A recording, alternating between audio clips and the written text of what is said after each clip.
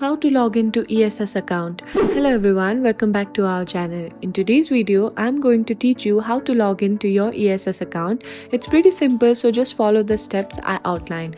But before we dive in, make sure to hit that subscribe button, like this video. It really helps us reach more people and assist them well. Alright, let's get started.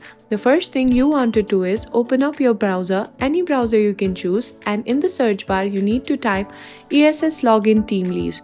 Make sure you type in it like this, ESS space login team lease. Once you're in search for it, you will see a list of the result. Click on the first result, which should take you to the official ESS login page.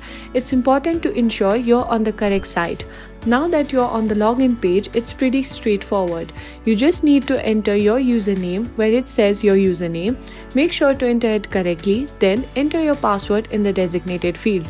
Once you have entered your credentials, click on the login button and you should be able to access your ESS account.